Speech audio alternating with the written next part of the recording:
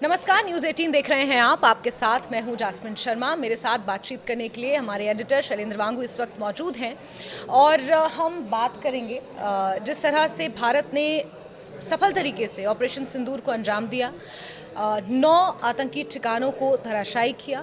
उसके बाद पाकिस्तान की तरफ से किस तरह की प्रतिक्रियाएं आ रही हैं, ना ही सिर्फ पाकिस्तान बल्कि जियोपॉलिटिकल लेवल पर, अंतर्राष्ट्रीय मंच पर इस पूरे भारत पाकिस्तान के बीच की जो टेंशन्स हैं, इसको लेकर किस तरह का माहौल बना हुआ है, भारत की तरफ से क्या जवाब दिए जा रहे हैं, पाकिस्तान की तरफ से अंतर्राष्ट्रीय स्तर पर किस तरह से नैरेटिव गढ़े जा रहे हैं, इन तमाम बातों पर हम बातचीत करेंगे। आपको बता दूं कि शैलेंद्र वांगू जियोपॉलिटिक्स की खबरों पर नज़र भी रखते हैं और परख भी रखते हैं। शैलेंद्र सर, बहुत स्वागत है इस पॉडकास्ट में आपका। Thank you. सबसे पहले तो यही जानना चाहेंगे कि इस ऑपरेशन सिंदूर के बाद पाकिस्तान की तरफ से जो रिएक्शंस आ रहे हैं बहुत मिले जुले हैं। ये समझ में नहीं आ रहा कि पाकिस्तान खुद क्या चाहता है। उनके जो भी डिसीजन मेकिंग बॉडीज़ हैं या जितने भी बड़े लीडर्स हैं वो अलग अलग स्टेटमेंट्स दे रहे हैं। अगर कल सुबह से लेकर आज सुबह तक की स्टेटमेंट्स देखें तो बहुत अलग अलग हैं। ख्वाजा आसिफ कुछ कह रहे हैं, शहबाज शरीफ ने प्रेस कॉन्फ्रेंस में कुछ कहा, फिर इशाक डार विदेश मंत्री हैं वो कुछ और कह रहे हैं। कैसे डिकोड कर रहे हैं इसे? देखिए जैस्मिन, इस वक्त सबकी नज़रें इस बात पर है कि आखिर पाकिस्तान का कोई रिस्पॉन्स होगा या नहीं होगा। लेकिन जो इंडियन पर्सपेक्टिव की अगर हम बात करें, जो नज़रें बनी हुई है इस वक्त पाकिस्तान के हालात को लेकर, उनका ये मानना है कि इस वक्त पाकिस्तान वो कदम उठाना चाहता है, ना कि उसमें मिलिट्री एक्शन हो, बल्कि वो एक नैरेटिव सेट करना चाहता है इंटरनेशनल मंच पर कि वो कुछ कर रहा है और डोमेस्टिक ऑडियंस के लिए भी वो कुछ ऐसे करके दिखाना चाहता है। अगर हम बात करें कि क्या एक्शन होगा या नहीं होगा, ये सेकेंडरी बात है, लेकिन पहली बात यह है कि पाकिस्तान पर जब ऑपरेशन सिंदूर हुआ तो वहाँ पर खलबली मची। जनरल आसिम मुनीर बहुत बड़ी बड़ी बातें करते रहे, लेकिन जिस तरह का ऑपरेशन हुआ, पाकिस्तान उस वक्त सो रहा था। उसकी जब नींद खुली तो पता चला कि इतना बड़ा ऑपरेशन हो चुका है। 9 ठिकाने अक्रॉस LOC, अक्रॉस पाकिस्तान के अंदर घुस कर ऑपरेशन किया गया, लेकिन पाकिस्तानी फ़ौज को इस बारे में कोई जानकारी नहीं थी उनके पास में।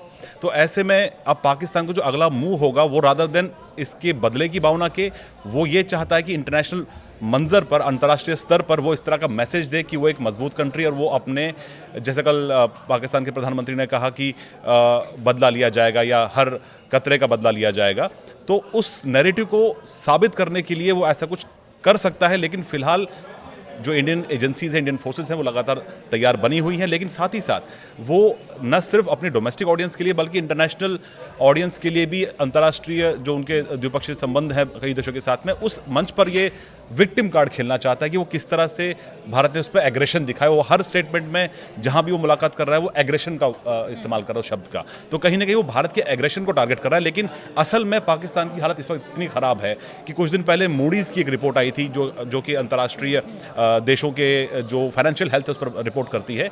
उन्होंने कहा है कि इस जो तनातनी है दोनों देशों के बीच में, इसका सबसे बड़ा खामियाजा पाकिस्तान को भुगतना पड़ेगा। भारत एक बड़ी इकॉनमी है, तो ऐसे में जो भी पाकिस्तान कदम उठाता है उसका सीधा असर उसकी इकॉनमी पे होगा, जो पहले से ही बहुत कमज़ोर है। तो क्या हम ये कह सकते हैं कि एक तरफ पाकिस्तान के ऊपर ये प्रेशर है कि उसे अंतर्राष्ट्रीय मंच पर अपने आप को, जैसे कि आपने कहा कि वो इस नैरेटिव को दिखा रहा है कि वो भारत के एग्रेशन का शिकार हो रहा है, दूसरी तरफ उसे अपनी डोमेस्टिक ऑडियंस को केटर करने के लिए ये भी दिखाना है कि वो भारत के इस ऑपरेशन सिंदूर का बदला लेगा, बिकॉज उसे इवेंचुअली अपनी ऑडियंस को भी तो केटर करना है, वोट्स भी तो चाहिए वहाँ की सेना को। सरकार तो क्या ही है वहाँ पे, लेकिन अपनी सेना को अपने आप को मजबूत दिखाने के लिए, भारत को कमज़ोर दिखाना, ये तो पाकिस्तान का नैरेटिव शुरू से ही रहा है। तो 2 नैरेटिव हम कह सकते हैं कि पाकिस्तान के अंदर इस वक्त चल रहे हैं, एक जियोपॉलिटिकल लेवल पर और एक अपनी ऑडियंस को केटर करने के लिए। बिल्कुल बिल्कुल। देखिए पाकिस्तान इस वक्त ऐसे मोड़ पर है जहां पर वो अगला कदम क्या उठाए जिससे उसकी इकॉनमी पर भी असर ना हो, और कहीं ना कहीं ये बदले वाली जो वो बात बार बार कर रहा है, खासतौर से पाकिस्तान के प्रधानमंत्री इस बात को बार बार कह रहे हैं। और कल नेशनल सिक्योरिटी काउंसिल की बैठक में भी ये कहा गया कि वहाँ की फोर्सेस को फ्री हैंड दिया गया है कि वो भारत की कार्रवाई के बदले में कुछ करें। लेकिन इसी बीच अगर हम बात करें आसिम मुनीर की, तो लगातार पाकिस्तान में इस बात का नैरेटिव चलाया जा रहा है और ये फेक नैरेटिव है। इसको लेकर अभी तक ऑफिशियल कोई स्टेटमेंट नहीं आया है भारत की तरफ से, लेकिन वो बार बार इस बात को साबित करने में लगा हुआ है कि उसने भारत के 5 विमान गिराए हैं, जिसकी अभी तक कोई पुष्टि नहीं हुई है। और हम ये साफ कर चुके हैं कि जो टारगेट आइडेंटिफाई किए गए थे बहुत बारीकी से आइडेंटिफाई किए गए थे, उन पर बारीकी से स्ट्राइक किया गया, ऐसे वॉरहेड्स यूज़ किए गए जिससे सिविलियन कैजुअलिटी या कोलेटरल डैमेज ना हो। तो ऐसे में भारत का निशाना सिर्फ आतंकवादी ठिकानों पर था, ना कि सिविलियन पॉपुलेशन को लेकर। तो ऐसे में पाकिस्तान एक नैरेटिव सेट कर रहा है कि वो एक विक्टिम है और भारत ने उस पर एग्रेशन जताया है। और ऐसे में जो बयान सामने आ रहे हैं, जैसे कि आपने अभी कहा, उसमें विरोधाभास है। एक तरफ पाकिस्तान ये कह रहा है कि हम इसका बदला लेंगे, दूसरी तरफ उनके ये खुद के मंत्री कह रहे हैं कि अगर भारत अग्रेशन और नहीं करता है तो हम कुछ नहीं करेंगे। पाकिस्तान के प्रधानमंत्री कुछ और कहते हैं। और वहीं फिलहाल पूरी कोशिश ये है पाकिस्तान की, वो ये साबित करे इससे न सिर्फ इंटरनेशनल और डोमेस्टिक ऑडियंस को भी, कि उसने भारत के 5 विमानों को गिराया, जिसकी अब तक कोई पुष्टि नहीं है, कोई सबूत अब तक सामने नहीं है। जैसे कि हमने अभी देखा कि एक विदेशी एजेंसी को इंटरव्यू में दिए हुए उन्होंने ये पाकिस्तान के एक मंत्री ने ये कहा कि हमारे पास सबूत के नाम पर उन्होंने कहा ये सोशल मीडिया पर हर कहीं है। तो उनके पास कोई पुख्ता सबूत इस बात को लेकर नहीं है। दूसरी अहम बात यह है कि एक तरफ जहां पाकिस्तान कह रहा है कि हम एग्रेशन नहीं चाहते हैं, लेकिन पिछले कुछ हफ्तों के करीब एक हफ्ते के अंदर, और खासतौर पर पिछले 22 अप्रैल के बाद से 22 अप्रैल के बाद बात करें, तो जो हमारे एलओसी और बॉर्डर्स पर जिस तरह से फायरिंग हुई है, जिस तरह से सिविलियन टारगेट को, सिविलियन पॉपुलेशन को जानबूझकर निशाना बनाया गया है, ये हम साफ देख पा रहे हैं। अब तक 13 लोगों की मौत हुई है ऑपरेशन सिंदूर के बाद। पुंछ और आसपास के इलाकों में जानबूझ के गुरुद्वारों को टारगेट किया गया, सिख कम्युनिटी के लोग वहां रहते हैं उनको टारगेट किया गया, सिविलियन पॉपुलेशन को साफ तौर पर निशाना बनाया गया। जवाबी कार्रवाई की अगर हम बात करें, हालांकि लगातार हम ये देख रहे हैं कि भारतीय फोर्सेज जो हैं उनका माकूल जवाब दे रही हैं, लेकिन पाकिस्तान की अगर हम बात करें तो वो कल रात को जो वहाँ पर एलओसी पे हुआ है, अभी तक वो स्मॉल फायर यूज़ कर रहा था, अब वो आर्टिलरी यूज़ कर रहा है, यानी कि वो बड़े हथियार यूज़ कर रहा है सिविलियन पॉपुलेशन टारगेट करने के लिए। तो कहीं ना कहीं इस वक्त पाकिस्तान जो है वो एक बौखलाहट में है। वो चाहता है कि वो भारत को जवाब दे, लेकिन इस बात से डरता भी है कि भारत ये साफ कर चुका है कि जो कल एक्शन हुआ, ऑपरेशन सिंदूर जो एक्शन हुआ, 9 टारगेट्स को निशाना बनाया गया, उसके बाद अब भारत एस्केलेशन नहीं चाहता है। अगर हम बात करें एनएसए अजीत डोभाल की, जिन्होंने इस ऑपरेशन को कहीं ना कहीं अंजाम तक पहुंचाया, उन्होंने इस ऑपरेशन सिंदूर के इमीडिएटली बाद ही करीब करीब 8 देशों के राष्ट्रीय सुरक्षा सलाहकारों से बातचीत की है, उनको ब्रीफ किया है कि भारत ने आखिर ये क्यों किया और उसका ऑपरेशन किस तरह से अंजाम तक पहुंचाया गया। और साथ ही साथ ये भी कहा गया कि भारत ने इसको नॉन एस्केलेटरी, यानी कि भारत इसको और आगे बढ़ाना नहीं चाहता है, लेकिन अगर पाकिस्तान की तरफ से अब कोई भी कार्रवाई होती है तो भारत उसका जवाब देने के लिए बिल्कुल तैयार बैठा है। इसका जवाब सीधे तौर पर दिया जाएगा। ये बात ना सिर्फ एनएसए अजीत डोभाल ने अपने काउंटर पार्ट्स को बताई है, बल्कि कल ये बात विदेश जो सचिव हैं विक्रम मिस्री, उनकी तरफ से भी बात कही गई है कि अगर जो हमने एक्शन लिया है वो एक एक्शन था आतंकवाद के खिलाफ, तो ऐसे में अगर पाकिस्तान रिटेलिएट करता है तो उसके लिए तैयारी पूरी है, पाकिस्तान को एक माकूल जवाब दिया जाएगा। लेकिन एक और विरोधाभास है यहाँ पर, बहुत सारे विरोधाभासों से पाकिस्तान इस वक्त एक्चुअली घिरा हुआ है। एक और विरोधाभास का यहाँ पर जिक्र करेंगे जिसमें भारत ने ये स्पष्ट किया, सेना ने एक प्रेस कॉन्फ्रेंस भी की थी, उसमें भी भारत ने ये स्पष्ट किया था कि हमने सिर्फ और सिर्फ आतंकी ठिकानों को टारगेट किया। लेकिन अगर हमने सिर्फ आतंकी ठिकानों को टारगेट किया है तो पाकिस्तान इस चीज़ की इस तरह मजम्मत क्यों कर रहा है कि वो सीज फायर वायलेशन लगातार कर रहा है? तो क्या इससे ये स्पष्ट नहीं होता कि पाकिस्तान आतंकवाद के साथ खड़ा है?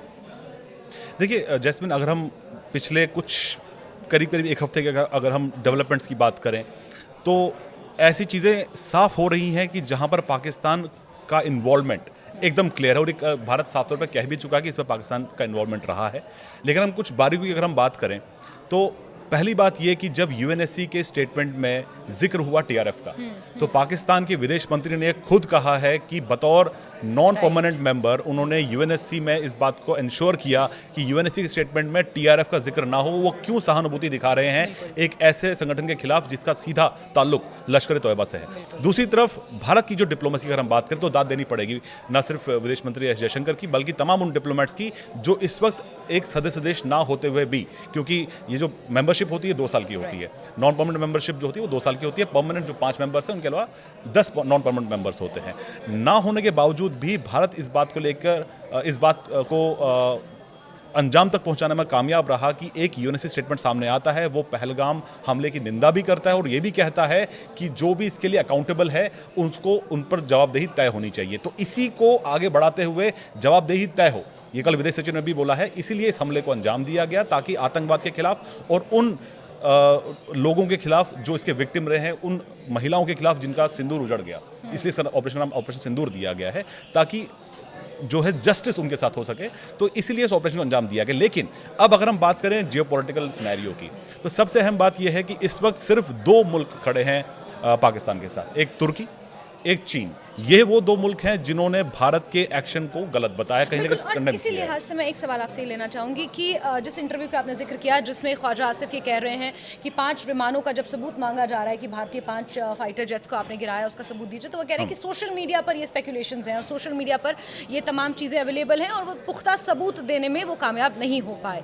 लेकिन उसी इंटरव्यू में बहुत प्रिसाइजली, बहुत स्पेसिफिकली वो एंकर ये पूछती हैं कि क्या आपने किसी चाइनीज़ वेपन का या चाइनीज़ किसी हथियार का इस्तेमाल किया था आपने ये करने में, तो वो उस चीज़ को, उस सवाल को टालते हुए नजर आए। तो जिस तरह से आप जिक्र कर रहे हैं कि पूरे इंटरनेशनल लेवल पर सिर्फ 2 देश खड़े हुए हैं, तुर्की जिन्होंने अपनी कुछ मिसाइलें और कुछ अपने हथियार पाकिस्तान के पोर्ट पर पहुंचा दिए हैं, और चाइना। तो क्या हम ये कह सकते हैं कि अब ये इंटरनेशनली स्थापित हो गया है कि आतंकवाद जैसे मोर्चे पर भी चाइना पाकिस्तान को बैक करता है? देखिए, पाकिस्तान और चीन के जो संबंध है वो हर कोई जानता है, वो ऑल वेदर फ्रेंड्स खुद को बताते हैं, चीन और पाकिस्तान। और तुर्की है कहीं ना कहीं इस्लाम के नाम पे, क्योंकि इस्लामिक कंट्री है, पाकिस्तान का साथ ना सिर्फ इस हमले के बाद बल्कि इस हमले से पहले की अगर हम बात करें तो कई ऐसे इंस्टेंसेस हुए हैं जहां पर यूएनएससी में टर्की ने पाकिस्तान के कहने पर कश्मीर का जिक्र किया है। तो ये 3 मुल्क ऐसे हैं, लेकिन हालांकि इन 2 मुल्कों ने भी ये कहा है कि वो नहीं चाहते हैं कि एस्केलेशन हो पाकिस्तान और भारत के बीच में। जो भी हुआ है उसके बाद अब संयम से बात लेनी चाहिए, डिप्लोमेसी से बात लेनी चाहिए। लेकिन भारत के एक्शन को सिर्फ चीन और तुर्की ने कहा है कि ये रिग्रेट उसको उन्होंने ऑफिशियली किया है। लेकिन अगर हम बात करें भारत के पर्सपेक्टिव की, भारत ने कल ही, आपको याद होगा कि कल विदेश सचिव ने क्योंकि भारत इस वक्त मेंबर नहीं है यूएनएससी में, तो भारत ने उन तमाम मेंबर्स को, 13 देशों को जिसमें पाकिस्तान नहीं है और एक और देश नहीं है जिसकी एम्बेसी यहाँ नहीं है, तो उन देशों को जिसमें P5 कंट्रीज भी शामिल है, अमेरिका और चीन भी शामिल है, उनको ब्रीफ किया है कि कल ऑपरेशन सिंदूर के बाद हमने क्या किया, ताकि यूएनएससी में नैरेटिव साफ हो जाए कि भारत का जो एक्शन है वो सही है। और अगर हम बात करें सबसे ताकतवर देश की, अमेरिका की, तो अमेरिका की तरफ से जो बयान सामने आया, सबसे अहम बात यह है कि ये हमले से कुछ दिन पहले ही अमेरिका के उपराष्ट्रपति इस वक्त भारत में थे, तो उन्होंने ये कहा, उनका जो स्टेटमेंट सामने आया था, पहला स्टेटमेंट ये था कि भारत जो भी कार्रवाई करता है वो ये इंश्योर करे कि ये एक लार्ज कॉन्फ्लिक्ट में तब्दील ना हो। यानी कि भारत को लेकर कहीं ना कहीं अमेरिका की तरफ से एक हरी झंडी दे दी गई थी कि आप एक्शन तो लीजिए, लेकिन ये एस्केलेट ना करे, इसका ध्यान रखिए। लेकिन इस बीच क्या हम ये कह सकते हैं बहुत साफ शब्दों में कि अमेरिका बहुत डिप्लोमेटिक प्ले कर रहा है इस वक्त? अगर डोनाल्ड ट्रंप के 22 अप्रैल से लेकर अभी तक के बयानों को देखिए, कल शाम तक के बयानों को अगर देखा जाए, तो हालांकि उनके जो अधिकारी हैं, जो रिप्रेजेंटेटिव हैं, वो इस हमले की मजम्मत कर रहे हैं ऑफकोर्स, लेकिन जो डोनाल्ड ट्रंप के बयान हैं वो ये कह रहे हैं कि दोनों ही देश मेरे अच्छे दोस्त हैं और अपने स्तर पर निपट लेंगे। इस तरह का जो डिडक्शन है वो डोनाल्ड ट्रंप के तमाम बयानों से हम निकाल सकते हैं। देखिए, इसमें 2 अहम बातें। पहला तो ये है कि लगातार पाकिस्तान वो कहता रहा है, हर बात की धमकी देता है जो कि वो न्यूक्लियर कंट्री है। लेकिन हम बात अगर करगिल की करें, उसके बाद हम एयर स्ट्राइक की बात करें, सर्जिकल स्ट्राइक की बात करें, और जो ताज़ा ऑपरेशन सिंदूर हुआ है उसकी बात करें, तो जो बार बार न्यूक्लियर की धमकी देना, बार बार उनके मंत्री ये कहते हैं हमारे पास न्यूक्लियर वेपन्स जो हैं वो सजाने के लिए नहीं रखे गए, ये तो कहीं बस एक बयानबाजी तक ही सीमित है।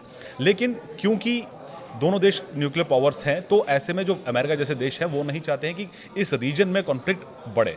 चीन भी ये नहीं चाहता है, तुर्की भी ये नहीं चाहता है। तो ऐसे में अमेरिका का कहीं ना कहीं ये कहना कि एस्केलेशन ना हो, ये हर कोई देश चाहता है, इनफैक्ट भारत भी नहीं चाहता कि युद्ध हो।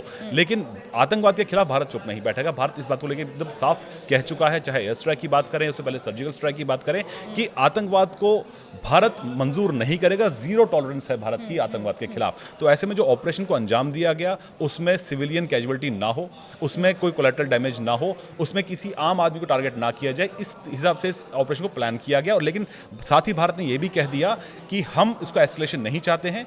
और आपको ये भी बता दें कि दावा ये भी किया जा रहा है कि पाकिस्तान की तरफ से कि पाकिस्तान एनएसए और भारत एनएसए जो अजीत डोभाल है उनके बीच में बातचीत हुई, हालांकि इसका ऑफिशियल अब तक वर्जन सामने नहीं आया है। तो कहीं ना कहीं पाकिस्तान भी नहीं चाहता कि वो एस्केलेट करे, लेकिन क्योंकि दबाव बना हुआ है पाकिस्तान पर डोमेस्टिकली, वो चाहते हैं कि वहाँ की शहबाज शरीफ सरकार जो है वो कहीं ना कहीं एक मैसेज कन्वे करे। लेकिन अब देखना ये होगा आने वाले कुछ दिनों की, अगर हम बात करें अगले 1 हफ्ते की बात करें, तो सबसे ज़रूरी होता है नैरेटिव सेट करना। नैरेटिव क्या है? नैरेटिव ये है कि क्या भारत अपने ऑपरेशन में कामयाब रहा, बिल्कुल कामयाब रहा, लेकिन इस नैरेटिव के बाद अब पाकिस्तान इस नैरेटिव को कैसे बदले, वो लगातार ये कोशिश कर रहा है ये दिखाने के लिए कि हमने उनके विमान गिरा दिए, हम इसका बदला लेंगे, उन्होंने गलत किया, यहाँ पे आतंकी नहीं थे। और आज तक जितनी बार भी भारत ने आतंक के खिलाफ आवाज़ उठाई है, पाकिस्तान ने हर बार यही कहा है कि सबूत दीजिए। पाकिस्तान का अगर ऑफर की बात करें तो पाकिस्तान का सबसे पहला ऑफर ये था, पहले उन्होंने हमले के अगले ही दिन इसको कंडेम किया जो पहलगाम हमला हुआ था। उसके बाद उन्होंने ये भी कहा कि हम चाहते हैं कि इसकी एक न्यूट्रल इन्वेस्टिगेशन हो। वो ये बयान इसलिए दे रहा है कि वो बचना चाहता है।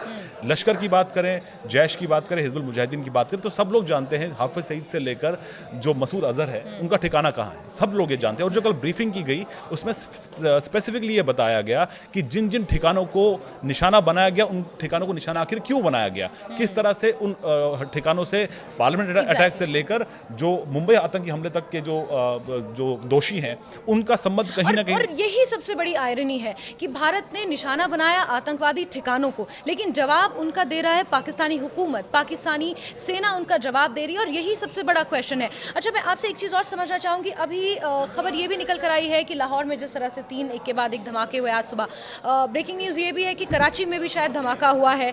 रावलपिंडी, कराची, लाहौर एयरपोर्ट्स को बंद कर दिया गया। तो ये जो पाकिस्तान के अंदर खुद जो इंस्टेबिलिटी है इस ऑपरेशन सिंदूर के बाद, क्या इसे उससे जोड़कर देखना सही होगा? देखिए, ऑपरेशन सिंदूर जो है वो एक कामयाब ऑपरेशन है। नोट निशानों को तय किया गया, उनको ध्वस्त किया गया। अब पाकिस्तान जो है वो इस पूरे मामले को लेकर कहीं ना कहीं एक विक्टिम कार्ड खेलना चाहता है। हमारे ये कह लीजिए जो हमारे जो भारत का पर्सपेक्टिव है इस पूरे हमले को लेकर, कि पाकिस्तान इस वक्त पहले कि अगर कुछ दिन पहले की अगर हम बात करें, जब भारत ने कदम उठाया था 23 अप्रैल को, आपको याद होगा कि इंडस वाटर ट्रीटी को सस्पेंड अबेयंस में रखा गया। तो उसके बाद से ही लगातार पाकिस्तान भड़काऊ बयान देता रहा, चाहे बिलावल भुट्टो की बात करें, शहबाज शरीफ की बात करें, तमाम उनके जो मंत्री की बात करें।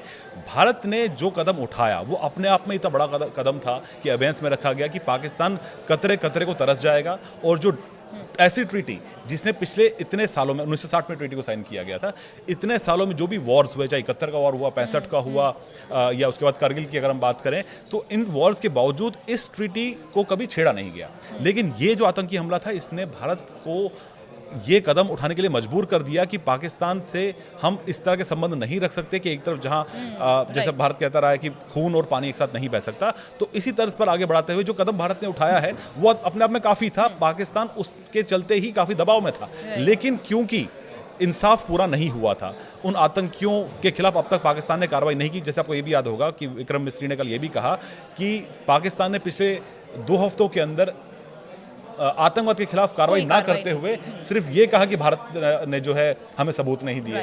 तो अगर हम सबूत की बात करें तो मुंबई हमले का क्या हुआ, मुंबई हमले जो 2008 के जो मुंबई हमले थे उसको लेकर अब तक पाकिस्तान ने क्या कदम उठाए। पुलवामा की बात करें, उरी की बात करें, यहाँ तक कि पठानकोट एयरबेस पे जो हमला हुआ था उसके बाद ISI की टीम को भी इजाजत दी गई भारत आने के लिए ताकि वहाँ पे इन्वेस्टिगेशन कर सके। इससे बड़ा और भारत से पाकिस्तान सबूत मांग रहा है। सबसे बड़े सबूत तो यही है, पाकिस्तान आतंकवाद के साथ खड़ा है कि जब आतंकी ठिकानों पर हमला किया गया उसमें जो आतंकवादी जख्मी हुए थे उनसे पाकिस्तानी सेना के अफसरान अस्पताल में बाकायदा मुलाकात करने पहुंचे। जो जनाजे वहां पर आतंकियों के निकाले गए उसमें पाकिस्तानी सेना के जो अफसरान थे वो वहां पे बाकायदा इबादत करने पहुंचे थे, नमाजें अदा कर रहे थे वहां पर। तो इससे बड़ा और क्या सबूत होगा कि पाकिस्तान जो है वो आतंकवाद के साथ खड़ा हुआ है। आतंकवादी ठिकानों को धराशायी किया गया है, लेकिन पाकिस्तान इस तरह बौखलाया हुआ है कि सीमा पार से हैवी शेलिंग्स कर रहा है और लगातार सीज फायर वायलेशन कर रहा है। मेरा आखिरी सवाल आपसे ये होगा कि आगे आने वाला टाइम आप कैसे देख रहे हैं, क्योंकि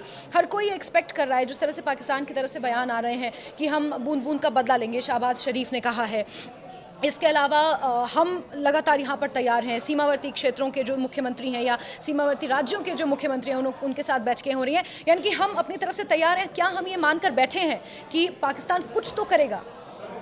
देखिए, पाकिस्तान का अगला मूव क्या होगा, जैसे मैंने आपको बताया कि पाकिस्तान कुछ कर सकता है, वो लिमिटेड एक्शन ले सकता है क्योंकि वो इस वक्त दबाव में है। और आसिम मुनीर जो कि पाकिस्तान COAS हैं, चीफ ऑफ आर्मी स्टाफ हैं, वो कहीं ना कहीं इस वक्त दबाव में है क्योंकि भारत ने ना सिर्फ पीओके में बल्कि पंजाब में भी एक्शन किया है, तो वो इस दबाव के चलते कुछ हरकत कर सकते हैं। इसीलिए भारत ये क्लियर कर चुका है कि अगर पाकिस्तान कोई भी हरकत करता है उसके लिए भारत बिल्कुल तैयार बैठा है। हालांकि भारत एस्केलेशन नहीं चाहता। भारत का जो ऑपरेशन था वो कामयाब रहा, जो हमारे टारगेट्स हमने सेट किए थे वो हमने अचीव कर लिए। लेकिन इसके बाद अगर पाकिस्तान कोई हरकत करता है तो उसका जवाब भी पाकिस्तान को उन्हीं शब्दों में दिया जाएगा। तो इसीलिए पाकिस्तान ये नहीं समझ पा रहा है, और पिछले 24 घंटों के अंदर अगर हम बात करें ऑपरेशन सिंदूर को, उससे ऊपर हो चुका है, 24 घंटे से ऊपर हो चुका है, तो वो सिर्फ नैरेटिव सेट करने की कोशिश कर रहा है कि हमने उनके विमान गिरा दिए, हम बदला लेंगे, और वो उन देशों से मुलाकात कर रहा है जो उसके करीबी दोस्त है, चीनी